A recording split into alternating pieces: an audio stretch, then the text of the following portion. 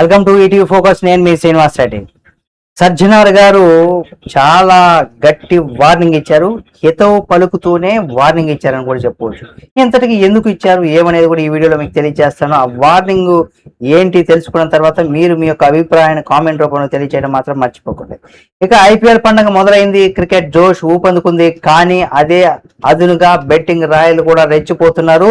ముఖ్యంగా వందల కోట్ల దందాలు తెలరేపుతున్నారు. ఇటువంటి నేపథ్యంలో హైదరాబాద్ లో సిపి సజ్జనార్ గారు గట్టి వార్నింగే ఇచ్చారు.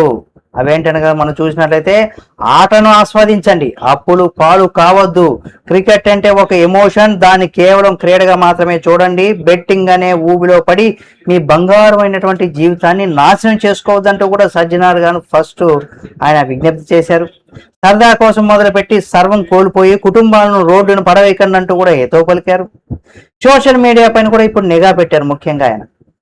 ఎందుకంటే ఇన్ఫ్లుయెన్సర్లు ఎవరైతే ఉన్నారో వాళ్ళకు దెబ్బ అని కూడా చెప్పుకోవచ్చు. ముఖ్యంగా ఇన్ఫ్లుయెన్సర్ అందరూ కూడా యాప్లు పోయినా టెలిగ్రాములు వాట్సాప్ల ద్వారా కొత్త దందాలు పుట్టుకొచ్చాయని డబ్బు ఆశ చూపి యువతను తప్పుదో పట్టించేటటువంటి ఇటువంటి ఇన్ఫ్లుయెన్సర్ల పైన వాళ్ళ పని పడతామంటూ కూడా, అలాగే పట్టడానికి కూడా పోలీసులు సిద్ధమయ్యారంటూ కూడా చెప్పుకొచ్చారు. ప్రమోషన్ల పేరుతో యాప్ అంటే బెట్టింగ్ యాప్లను ఎంకరేజ్ చేస్తే కటకటాలు లెక్క పెట్టాల్సిందేనంటూ కూడా హెచ్చరించారు.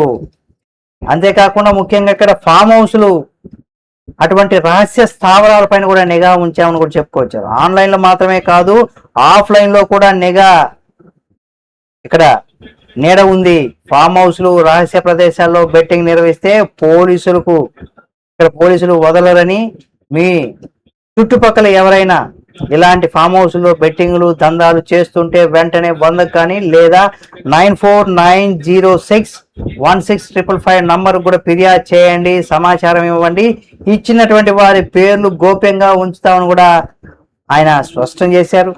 కాబట్టి బెట్టింగ్ జోలికి వెళ్ళకండి.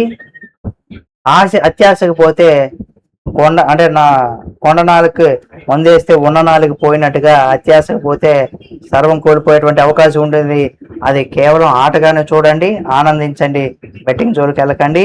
మరి మీరేమనుకుంటున్నారో ఆయన చేసినటువంటి కామెంట్స్ పైన మీరేమనుకుంటున్నారో కామెంట్ రూపంలో తెలియచేయండి.